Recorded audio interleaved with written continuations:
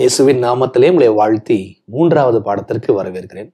நாம் யாத்ராகம புஸ்தகத்தை இந்த காலாண்டு முழுவதுமாக படிக்க போகிறோம். அந்த வரிசையில 2 பாடங்களை படித்து முடித்திருக்கிறோம். 1ஆம் அதிகாரம், 2ஆம் அதிகாரம், 3ஆம் அதிகாரம், 4ஆம் அதிகாரம், 4 அதிகாரங்களை 2 பாடத்துல நம்ம கவர் பண்ணி முடிச்சிட்டோம். ஒருவேளை இந்த பாடத்தை புதுசா இப்பதான் படிக்கிறீங்கன்னா முதல் 2 பாடத்தை நீங்க என்ன செஞ்சுக்கலாம்னா படிச்சுக்கலாம். ஆக இந்த வாரத்துல நம்ம 3வது பாடத்தை படிக்க போகிறோம். படிக்க போகிற அதிகாரங்கள் யாத்ராகமம் 5, யாத்ராகமம் 6, யாத்ராகமம் 7ஆம் அதிகாரத்துல முதல் 7 வசனங்கள். ஆக 5ஆம் அதிகாரம், 6ஆம் அதிகாரம், 7ல கொஞ்சம் வசனங்கள். இந்த 2 அதிகாரத்தின் அடிப்படையில தான் 3வது பாடத்தை நம்ம படிக்க போகிறோம். இந்த 3 அதிகாரங்கள்ல என்ன விஷயம் நமக்கு சொல்லப்பட்டிருக்கு? அங்கு பார்வோன் என்னமோ ஒரு காரியம் செய்யறாப்புல, அந்த பார்வோனுடைய செயல் அங்க சொல்லப்பட்டிருக்கு. அடுத்தது தேவன் என்னமோ ஒரு காரியத்தை செய்யறார், அந்த காரியம் அங்க சொல்லப்பட்டிருக்கு. தேவன் செய்தது போக மோசே ஜனங்கள் ஏதோ ஒரு காரியம் செய்யறாங்க, அதுவும் அங்க சொல்லப்பட்டிருக்கு. ஆக பார்வோனினுடைய செயல், தேவனுடைய செயல், அங்க மோசே ஜனங்களுடைய செயல், இந்த 3 காரியங்களும் அங்க சொல்லப்பட்டிருக்கு. சரிங்களா? அப்ப அந்த பார்வோன் என்ன செய்தான்? அதனுடைய பதிலாக தேவன் என்ன செய்தார்? இப்ப தேவன் சில காரியங்களை செய்த போது மோசே ஜனங்கள் என்ன செய்தார்கள்? இதைதான் பார்க்க போறோங்க. இந்த விஷயத்தை நாம் ஜெபத்தோடு நம்ம படிக்கலாமா? வாங்க. அன்புள்ள தகப்பனே, இந்த அருமையான பாடங்களுக்காக நன்றிப்பா. அன்று நடந்த வரலாற்று சம்பவத்தை நாங்கள் எடுத்து ஆராய்ந்து பார்க்கும் பொழுது மன்னிக்கவும் தேவனே, கர்த்தர் நிறுத்தாமே எங்களுக்கு உதவி செய்திடணும். எங்கள் வாழ்க்கையை நாங்கள் அலசி ஆராய்ந்து பார்த்து எங்கள் வாழ்க்கைக்குரிய காரியங்களை புரிந்து கொள்ள உதவி செய்திடணும். இயேசுவின் வழியாய் ஜெபிக்கிறோம் பிதாவே, ஆமென். 3வது பாடம் கடுமையான துவக்கம் அல்லது சிக்கலான துவக்கம். அங்க ஒரு அருமையான துவக்கம் ஒண்ணு ஆரம்பிக்குது. ஆனால் அந்த துவக்கம் யாரால சிக்கலாச்சு? சரிங்களா? யாரால கடுமையாச்சு? சரிங்களா? ஏன் அந்த சிக்கல் வந்துச்சு? காரணம் என்ன? யாரால சிக்கல்? ஏன் அந்த சிக்கல் வந்துச்சு? அந்த சிக்கலுக்கு தேவன் கொடுத்த தீர்வு தான் என்ன? சரிங்களா? இந்த 3 விஷயத்தை நம்ம கொஞ்சம் படித்துக் கொள்ள போகிறோம் பாருங்க. அப்ப முதல்ல விஷயம், பார்வோன் என்னமோ செய்யறான்னு சொல்றான் இல்லையா? வாங்க அதை போய் பார்க்கலாம். வாங்க, யாத்ராகமம் 5ஆம் அதிகாரம் வசனம் 1. யாத்ராகமம் 5 வசனம் 1. போன பாடத்துல 4ஆம் அதிகாரத்தோட முடிச்சோம். இந்த பாடத்துல 5ஆம் அதிகாரத்துல ஆரம்பிக்கிறோம். பின்பு மோசேயும் ஆரோனும் பார்வோனிடத்தில் போய், இஸ்ரவேல் தேவனாகிய கர்த்தர் வனாந்திரத்திலே எனக்கு பண்டிகை கொண்டாடும்படி என் ஜனங்களை போக விட வேண்டும் என்று சொல்லுகிறார் என்றார்கள். கவனிச்சிங்களா? நீங்க என் ஜனங்களை போக விடுங்க, ஏன்னா வனாந்திரத்துல என்னுடைய ஜனம் எனக்கு பண்டிகையை கொண்டாடணும் அப்படின்னு சொல்றாங்க. சரி, இங்க பண்டிகையை கொண்டாடணும்னு சொல்லப்பட்டிருக்கு இல்லையா? அந்த என்ன பண்டிகை கொண்டாடணும், என்ன விஷயம் அப்படின்னா 4ஆம் அதிகாரத்துல 23ஆம் வசனத்துல இன்னும் ஒரு விளக்கம் இருக்கு பாருங்க. இங்க பார்வோன்ட்ட சொல்றாப்புல, ஜனங்களை போக விடு, என் ஜனங்கள் பண்டிகை கொண்டாடணும், அதனால விடு அப்படின்னு சொல்றாப்புல. 4:23க்கு வாங்க. எனக்கு ஆராதனை செய்யும்படி என் குமாரனை அனுப்பிவிடு. முதல்ல பண்டிகை கொண்டாட அனுப்பிவிடு. இன்னொரு காரியம் முன்கூட்டியே சொல்லியிருக்கிறாரு, நான் ஆராதனை செய்யணும், என் ஜனங்கள் எனக்கு ஆராதனை செய்யணும், எனவே நீங்க அனுப்பிவிடுங்க அப்படின்னு சொல்றாப்புல. இப்ப மோசேயும் ஆரோனும் மக்களை, என் ஜனங்களை அனுப்பிவிடுங்கப்பா, அவங்க பண்டிகை கொண்டாடணும், அவங்க ஆராதனை செய்யணும் தேவனுக்கு அப்படின்னு சொல்லும்போது பார்வோன் என்ன செய்தான்? என்ன பதில் கொடுத்தான்? வாங்க, வசனம் 2. அதற்கு பார்வோன், நான் இஸ்ரவேலை போக விட கர்த்தரின் வார்த்தையை கேட்கிறதற்கு அவர் யார்? கவனிச்சிங்களா? இஸ்ரவேலை போக விடுவதற்கும் அவருடைய வார்த்தையை கேட்பதற்கும் முதல்ல அவர் யாருங்க? எனக்கு அவர் யாருன்னு தெரியாது அப்படின்ட்டாப்ல. அடுத்தது பாருங்க, நான் கர்த்தரை அறியேன். எவ்வளவு போல்டான ஸ்டேட்மெண்ட் பாத்தீங்களா? நான் கர்த்தரை அறியேன், நான் இஸ்ரவேலை போக விடுவதில்லை என்றான். இஸ்ரவேலை போக விடுவது இல்லை. யாருப்பா கர்த்தர்? நான் கர்த்தர் தெரியாதே, யார் கர்த்தர் அப்படின்றாப்ல. நான் இஸ்ரவேலை போக விடுவது இல்லை. அப்ப கர்த்தர் யாரு எனக்கு தெரியவே தெரியாது, அவர் ஒருத்தர் இருக்கிறாரா அப்படின்னு கேட்கிறான். அதனால யாருன்னே தெரியாது, நான் எதுக்கு உனக்கு நான் செவி சாய்க்கணும்? போ, வேலையை பார்ப்போ, கர்த்தரை யாரும் தெரியாது அப்படின்னு சொல்லிட்டு நான் இஸ்ரவேலை போக விடுவது இல்லை.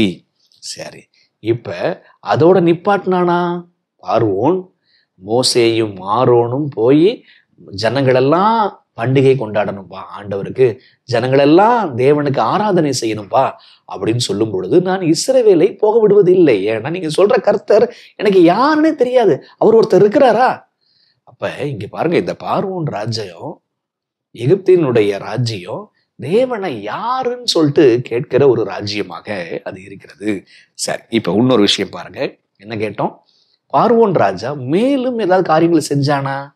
இங்க இப்படியே நிப்பாட்டி இருப்பான் அப்படின்னா பரவாயில்லைங்க, மேலும் சில காரியங்களை செய்யறான். இங்கதான் துவக்கம் சிக்கலாக மாறுகிறது, துவக்கம் சற்று கடுமையாக மாறுகிறது. இப்ப வசனம் 4ஆம் வசனத்துக்கு வாங்க. எகிப்தின் ராஜா அவர்களை நோக்கி, மோசேயும் ஆரோனுமாகிய நீங்கள் ஜனங்களை தங்கள் வேலைகளை விட்டு கலைய பண்ணுகிறது என்ன? உங்கள் சுமைகளை சுமக்க போங்கள் என்றான். பார்வோன் என்ன பண்றாப்புல? மோசேட்டையும் ஆரோன்ட்டையும் சொல்றாப்புல, நீ ஏன் மக்களை வேலையிலிருந்து பிரிக்கிறீங்க?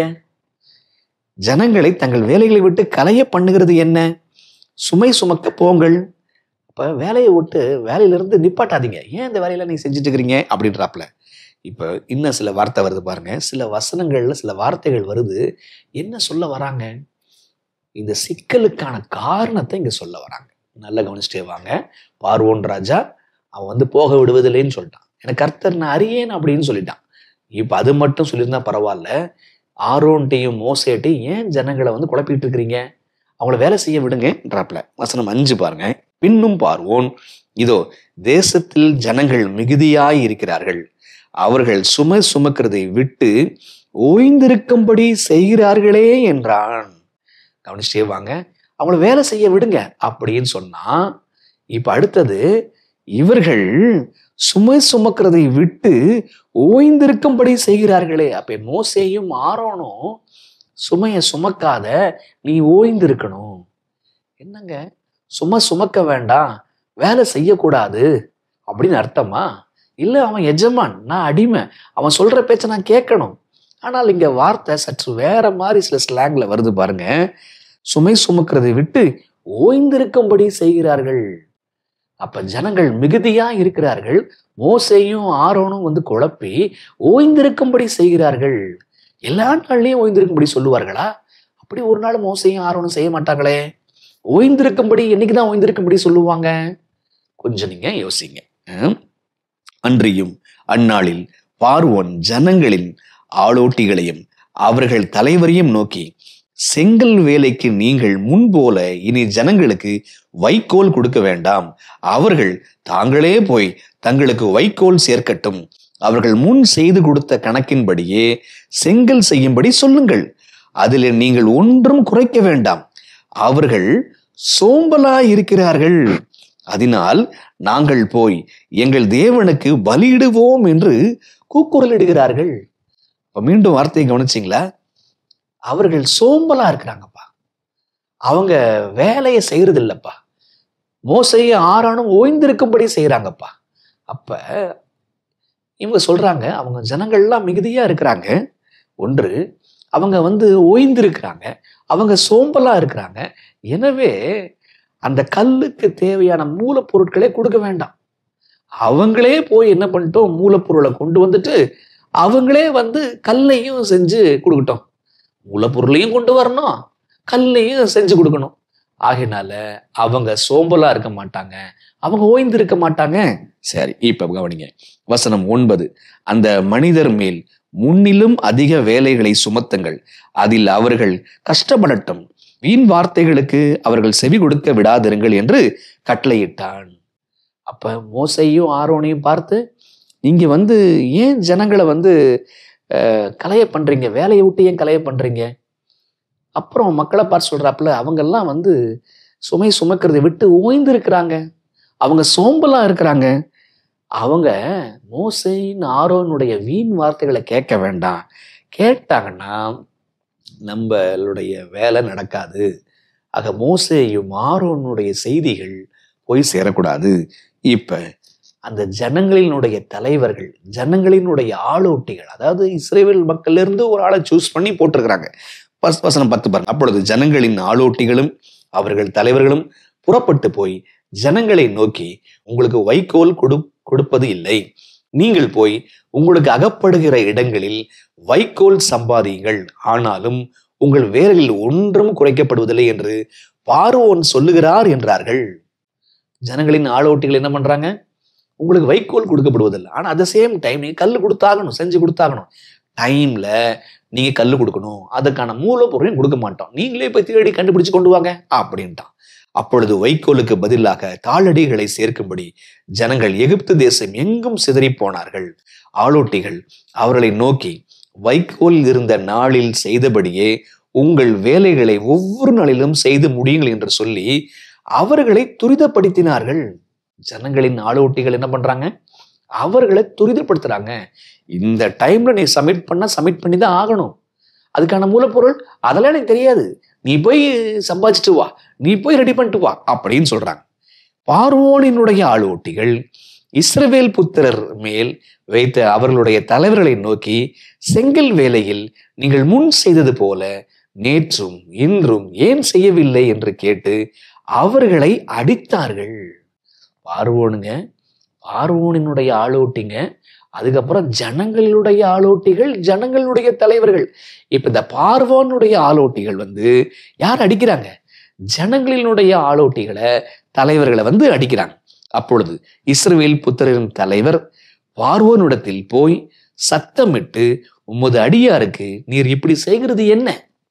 உமது அடியாருக்கு வைக்கோல் கூடாதிருந்தும் செங்கல் அறுத்து தீர வேண்டும் என்று எங்களுக்கு சொல்லுகிறார்கள். உம்முடைய ஜனங்களிடத்தில் குற்றம் இருக்க உமது அடியார ஆகிய நாங்கள் அடிக்கப்படுகிறோம் என்றார்கள்.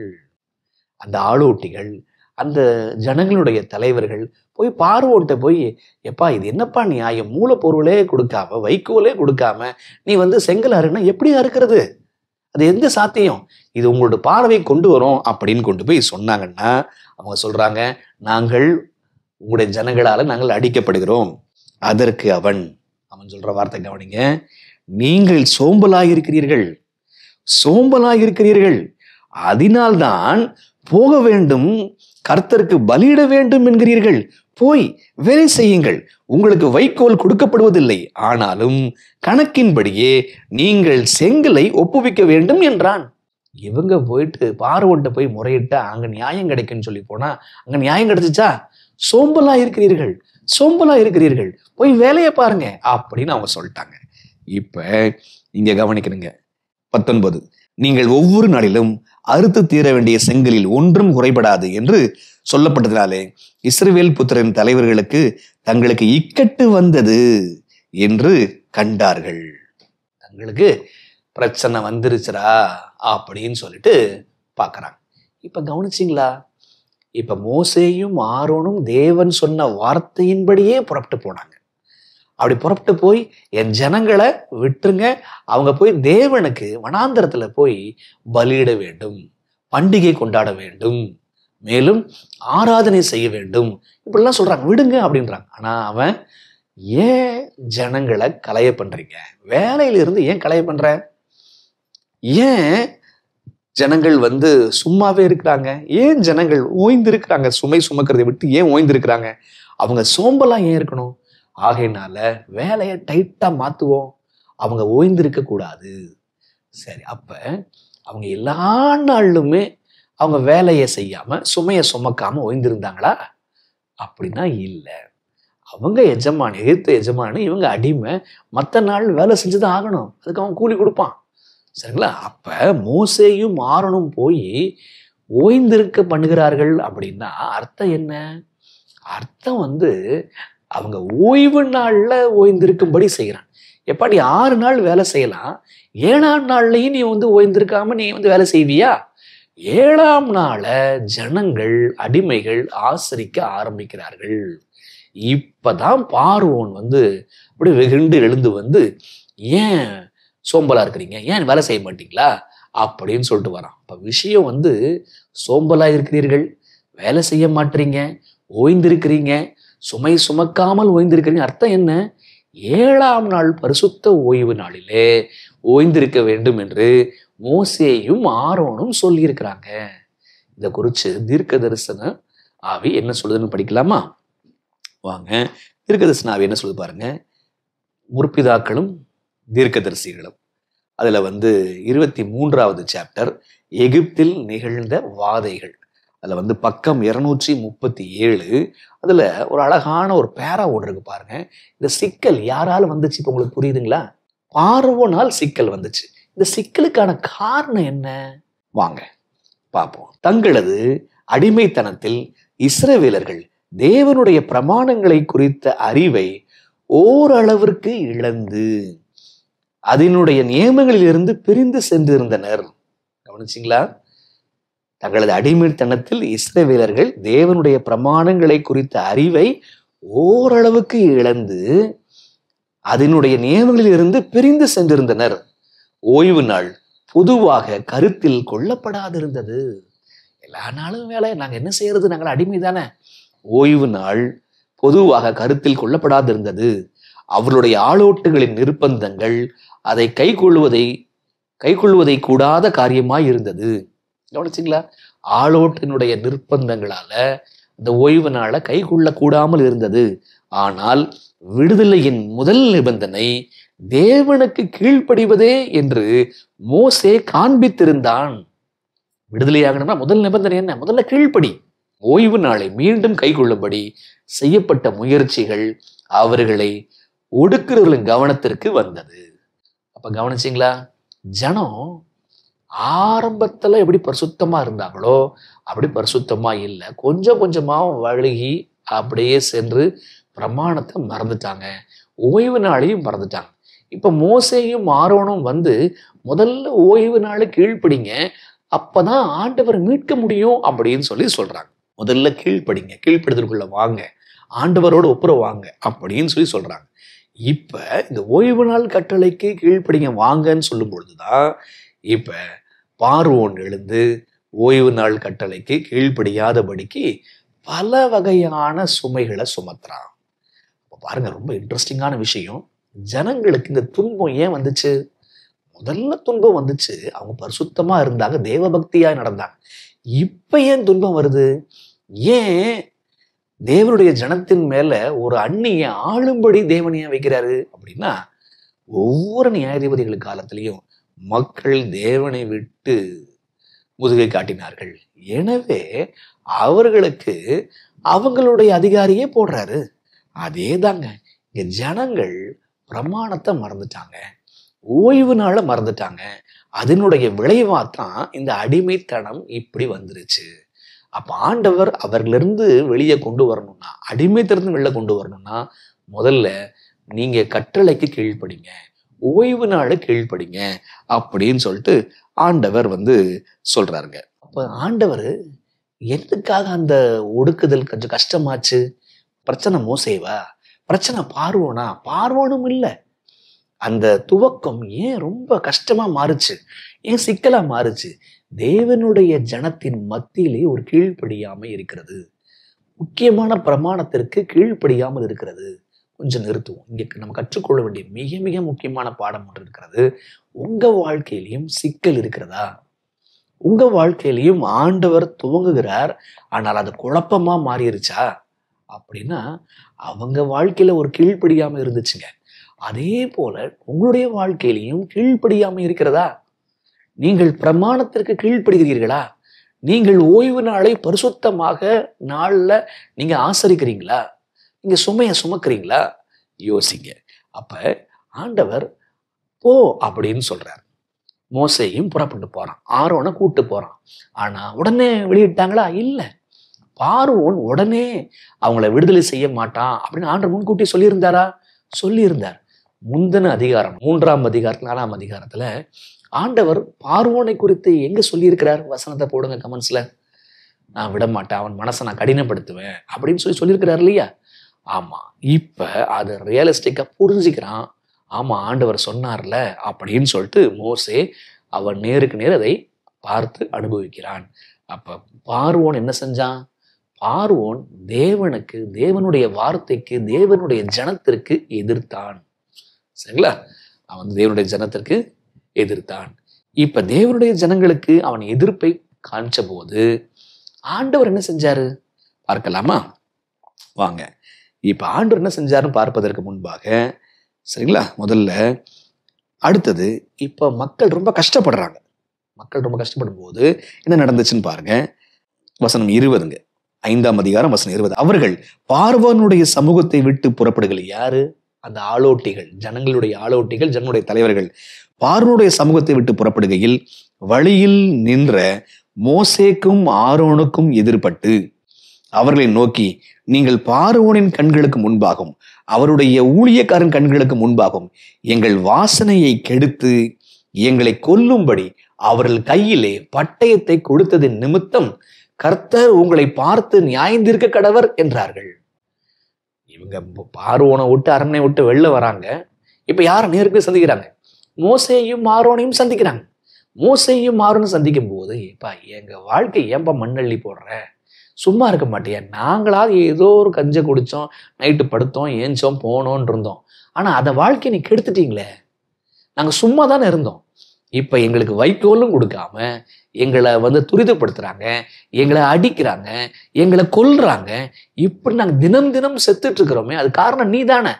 ஆகையினால கர்த்தர் உன்னை நியாயந்திருக்க கடவர் அப்படின்னு சொல்லிட்டு மோசேட்ட போட்டான்.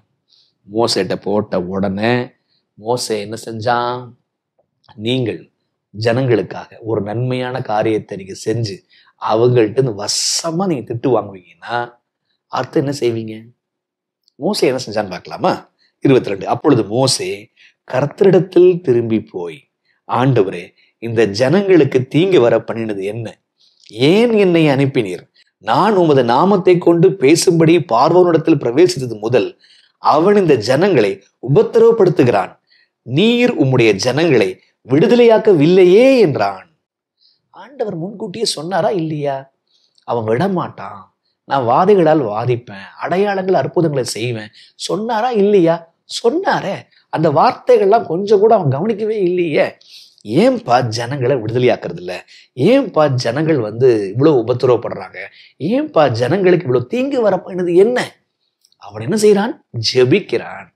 அப்ப அவன் தேவனுடைய மக்கள் அவனை எதிர்க்கும் பொழுது அவன் போய் தேவனுடைய சமூகத்துல விழுந்து, ஆண்டவரே அப்படின்னு சொல்லிட்டு ஆண்டவர்கிட்ட தான் வருத்தத்தை தெரிவிச்சுக்கிறான். அப்ப ஜெபத்தினுடைய அவசியத்தை பாக்குறீங்களா? எதிரான கருத்துக்கள், புரிந்து கொள்ளப்படாத வார்த்தைகள் எல்லாம் நீங்கள் கேள்விப்படும் பொழுது நீங்க போக வேண்டிய இடம் தேவனுடைய சமூகம். ஜெபத்திற்கு நீங்க போகணும். அதுதான் இங்க பாக்குறோம். அடுத்தது ரொம்ப முக்கியமான ஒரு பாடம் இங்க வருதுங்க. என்னன்னா, எப்படி 7 வாதைகள் மீட்கப்படுறாங்க. மீட்கப்படுறாங்க.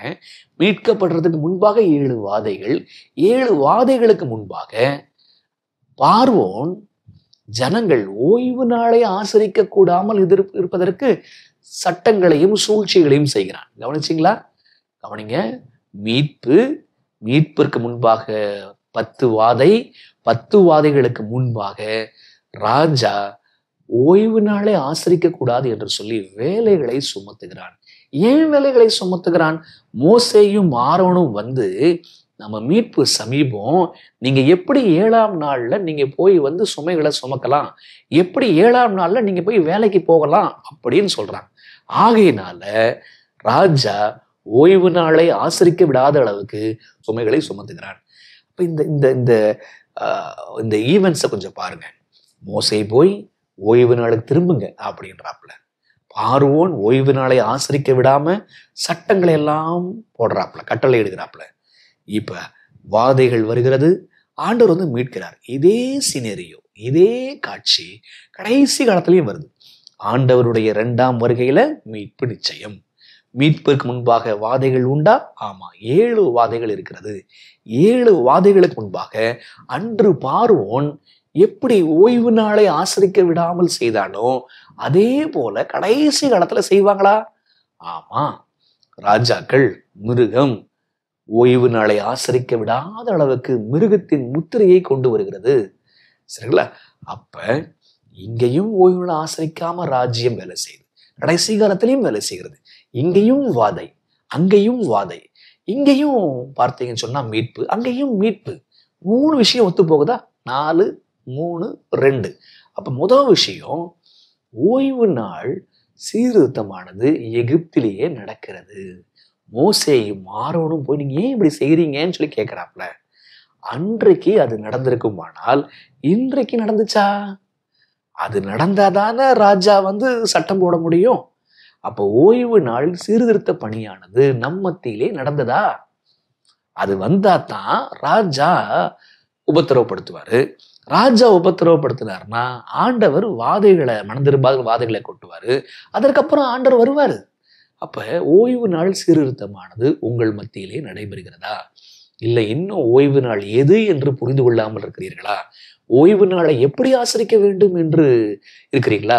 அது ஓய்வு நாளெல்லாம் கேட்டுட்டு அதெல்லாம் செல்லாதுப்பா, ஒத்து வராதுப்பான்னு சொல்லி ஒதுக்கிட்டீங்களா? யோசிச்சு பாருங்க. அப்ப இங்க மோசேட்ட ஜனங்களெல்லாம் சொல்லி, நீதான்பா காரணம், உங்க பொழப்புல மண்ணள்ளி போட்ட அப்படின்னு சொல்லும் பொழுது தேவன் என்ன செய்தார்? தேவன் ஒரு 6 காரியம் பேசுறாருங்க. 6 காரியம் என்ன? முதல் 8 வசனம் வாசிக்கிறாங்க. 6 விஷயங்கள் வரும் பாருங்களேன். அப்பொழுது கர்த்தர் மோசேயை நோக்கி, நான் பார்வோனுக்கு செய்வதை இப்பொழுது காண்பாய். பலத்த கையை கொண்டு அவர்களை போகவிட்டு பலத்த கையை கொண்டு அவர்களை தன் தேசத்திலிருந்து துரத்தி விடுவான்.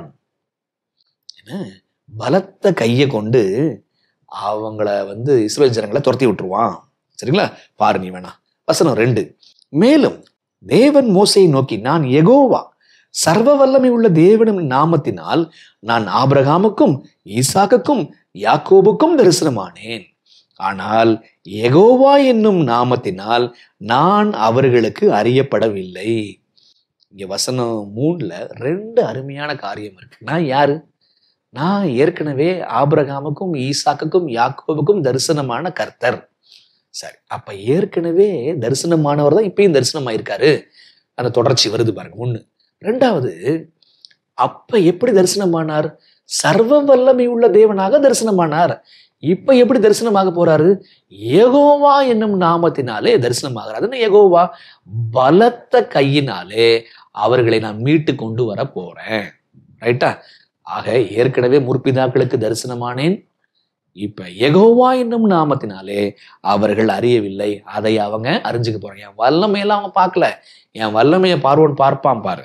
சரிங்களா? இப்ப அடுத்தது பாருங்க. 3வது வசனம் 4. அவர்கள் பரதேசிகளாய் தங்கின தேசமாகிய கானான் தேசத்தை அவர்களுக்கு கொடுப்பேன். அவர்களுக்கு நான் என்ன செய்வேன்? நான் அவங்களை வெளில கொண்டு அவர்களுக்கு கானான் தேசத்தை கொடுப்பேன். இதுதான் பாருங்க வசனம் 8 பாருங்க. ஆபிரகாமுக்கும் ஈசாக்குக்கும் யாக்கோபுக்கும் கொடுப்பேன் என்று நான் ஆணையிட்ட தேசத்தில் உங்களை கொண்டு போய் அதை உங்களுக்கு சுதந்திரமாக கொடுப்பேன். நான் கர்த்தர் என்று அவர்களுக்கு சொல். அப்ப முற்பிதாக்களுக்கு தரிசனமானேன் 1. 2வது, சர்வ வல்லமை உள்ள நாமத்தினால் அறியப்பட்டேன். ஆனால் யெகோவா என்னும் நாமத்தினால் அறியப்படவில்லை. நான் காட்டுவேன் யெகோவா யாருன்னு சொல்லிட்டு. 3வது, கொண்டு உங்களுக்கு சுதந்திரம், சொத்து, கானான் தேசத்தை நான் கொடுப்பேன். 3. 4வது, அவர்களோடு என் உடன்படிக்கையை ஏற்படுத்தி இருக்கிறேன். அவங்களோடு ஒரு உடன்படிக்கையை நான் ஏற்படுத்துறேன்.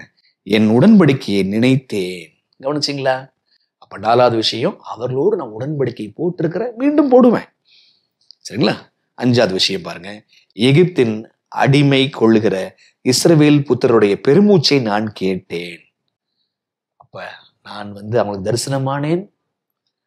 நான் யெகோவா எனும் நாமத்தினால் அறியப்படுவேன். நான் அவர்களுக்கு கானான் தேசத்தை சுதந்திரமாக கொடுப்பேன். அவர்கள் பெருமூச்சை கேட்டேன். பெருமூச்சை கேட்டேன். இப்ப 6வது பாயிண்ட் கவனிங்க. வசனம் 7. உங்களை எனக்கு ஜனங்களாக சேர்த்து கொண்டு உங்களுக்கு தேவனாய் இருப்பேன். உங்கள் மேல் எகிப்தியர் சுமத்தின சுமைகளை நீக்கி உங்களை விடுவிக்கிற உங்கள் தேவனாய் கர்த்தர் என்று நீங்கள் அறிவீர்கள். உங்களை விடுவிக்கிற கர்த்தராய் நான் காட்சியளிப்பேன். உங்களை என் ஜனங்களாக சேர்த்துக் கொள்வேன். 6 விஷயம் புரியுதா? முற்பிதாக்களுக்கு தரிசனமானேன். யெகோவா என்னும் நாமத்தினால் அறியப்படவில்லை, நான் அறியப்படுத்துவேன். அதுக்கப்புறம் சுதந்திரத்தை, தேசத்தை நான் கொடுப்பேன், கானான் தேசத்தை கொடுப்பேன். அதுக்கப்புறம் உங்க பெருமூச்சை கேட்டேன், உடன்படிக்கையை ஏற்படுத்தினேன்.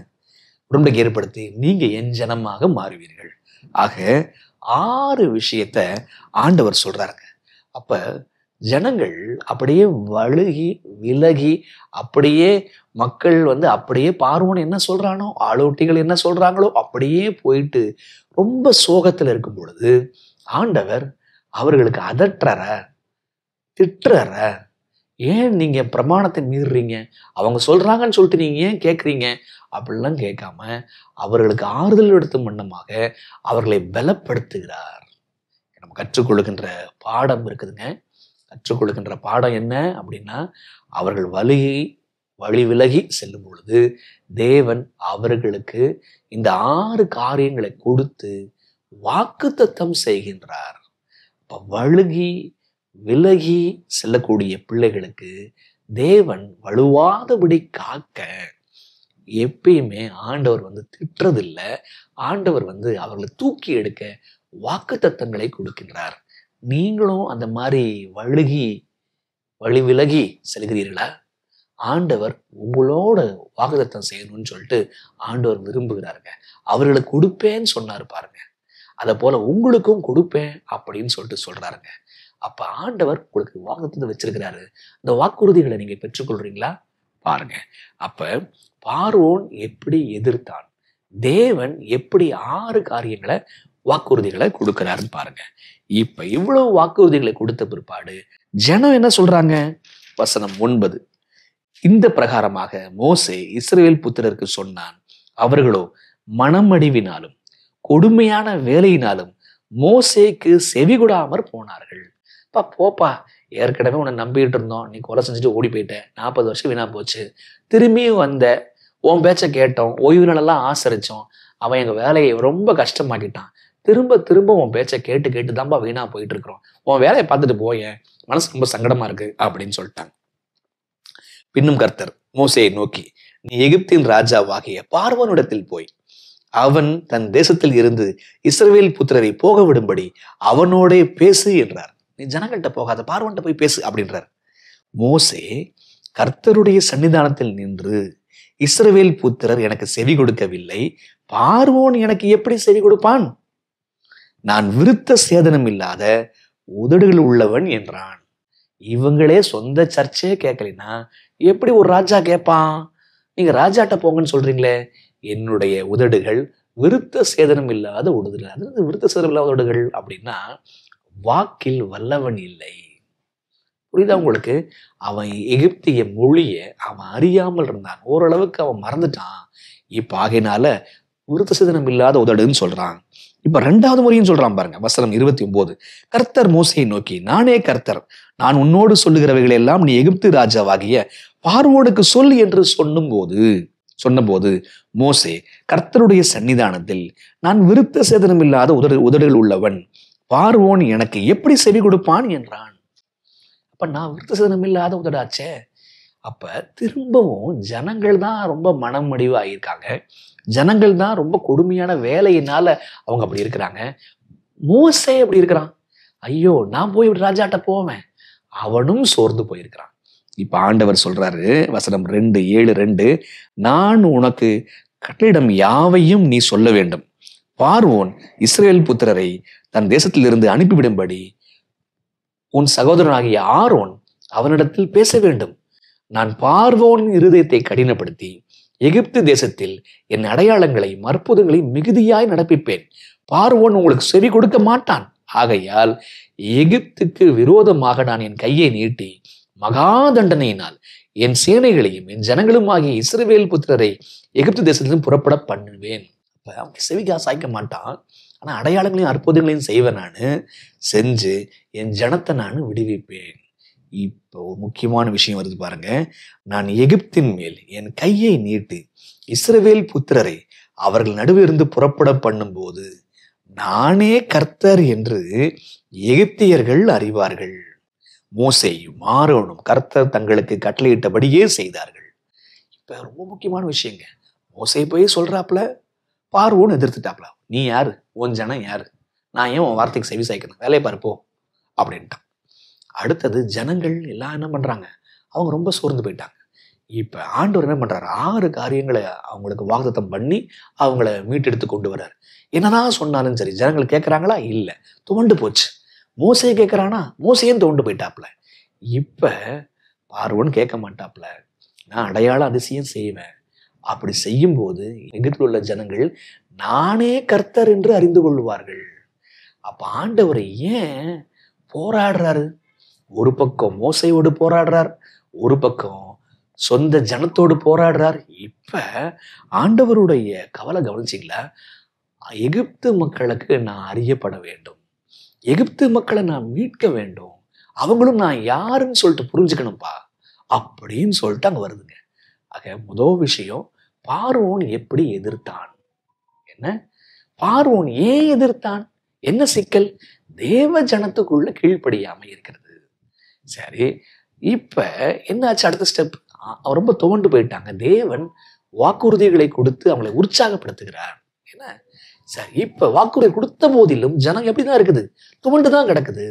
மோசே எப்படி போயிட்டான்? மோசேயும் துவண்டு போயிட்டான். இப்ப நீ ஆரோனை கூட்டிட்டு போய் பேசுப்பா. பார்வோன் கேட்க மாட்டான். ஆனா நான் என் ஜனத்தை விடுவிக்கணும். அப்ப அவர் ஜனத்தின் மேல அவருக்கு கவலை. எவ்வளவு கவலை இஸ்ரவேல் மக்கள் மீது இருக்கிறதோ அவ்வளவு கவலை எகிப்துல நான் கர்த்தர் என்பதை அறியப்பட வேண்டும் என்று சொல்லி ஆண்டவர் விரும்புகிறாருங்க. அப்ப அதற்கு இவங்க ஒத்துழைக்கல. ஒத்துழைக்கும் போது நான் கர்த்தர் என்கிற செய்தியானது அந்த மக்களுக்கு சாட்சியாக போய் சேரும். அப்ப கவனிச்சிங்களா? தேவன் மோசையின் மூலமாக அழைப்பை கொடுக்கும்போது அந்த அழைப்பு அவ்வளவு ஈஸியா இல்லை, கஷ்டமா இருந்துச்சு. கஷ்டத்துக்கு காரணம் என்ன? ஜனத்தின் மத்தியிலே உள்ள கீழ்ப்படியாமை. உங்க வாழ்க்கையிலும் கீழ்ப்படியாமை இருக்கிறதா? வாழ்க்கை தொடர்ந்து சிக்கலா போயிட்டே இருக்குதா? சிந்திக்கணும். நீங்கள் துவண்டு போயிருக்கிறீங்களா? ஆண்டவர் உங்களுக்கு வாக்குறுதிகளை வைத்திருக்கிறார். அந்த வாக்குறுதிகளை நீங்கள் பெற்றுக்கொள்ள வேண்டும். ஆண்டவர் சொல்றாரு, நான் மற்ற ஜனத்தின் மேல சத்தியத்தை அறியாத மற்ற மக்களும் நானே கர்த்தர் என்பது அவங்க அறிஞ்சுக்கணும் அப்படின்னு சொல்லி சொல்றாங்க. நாம் ஒத்துழைக்கும் போது அவர்களுக்கு யார் கர்த்தர் என்பதை அவர்கள் அறிந்து கொள்வார்கள். ஆக நாம் நம்முடைய வாழ்க்கையில உள்ள கற்பனைக்கு விரோதமான காரியத்தை தூக்கி எறிவோம். ஓய்வு நாளுக்கு நாம் பரிசுத்தமாக நம்ம ஆசரிப்போம். துவண்டு இருப்போம்னு சொன்னா ஆண்டவருடைய வாக்குறுதிகளால் நாம் பலன் அடைவோம். ஆண்டவருக்கு எப்படி மோசேயும் ஆரோனும் முழுமையா ஒப்படைச்சாங்களோ அது மாதிரி ஒப்படைப்போம். தேவன் மற்றவர்களுக்கு சத்தியத்தை கொண்டு போய் சேர்ப்பார். ஜெபம் பண்ணலாமா? உள்ள தகப்பனே, பார்வோன் ஏன் எதிர்த்தான் என்று படிச்சோம்ப்பா. ஜனங்கள் ஏன் துவண்டு போனாங்க என்றையும் படிச்சோம்ப்பா. ஆனா இப்படிப்பட்ட மக்களுக்கு, பார்வோனுக்கும் சரி மோசேக்கும் சரி அல்லது தேவனுடைய ஜனங்களுக்கும் சரி, தேவன் எப்படிப்பட்டவராய் இருக்கிறார் என்பதை நீங்க காமிச்சிங்களேப்பா, அதற்காக நன்றி சுவாமி. எங்கள் வாழ்க்கையிலும் கீழ்ப்படியாமை உண்டு சுவாமி, எடுத்து போடுங்க. எங்கள் வாழ்க்கையிலும் சோர்வுகள் உண்டு தாப்பன. உடைய வாக்குறுதிகளால் பலனடைய உதவி செய்யுங்க ஆண்டவரே. கடைசி காலத்துல இதே போல நிகழ்ச்சிகள் நடைபெற்று கொண்டிருக்கிறதுப்பா. நாங்கள் மோசையும் ஆரோனை போல ஆண்டவரே ஓய்வு நாளை குறித்து பிறருக்கு சொல்லுகின்ற பிள்ளைகளாக, ஓய்வு நாளில் சுமை சுமக்காத பிள்ளைகளாக இருக்க உதவி செய்திடணும். சட்டங்கள் கடுமையாக மாறும் பொழுது தேவரீர் நீர்களை மீட்கப் போகிறீர். அதற்காக நன்றி தகப்பனே. இந்த ஜெபத்தை நாங்கள் இயேசுவின் வழியாய் ஜெபிக்கிறோம் பிதாவே, ஆமென்.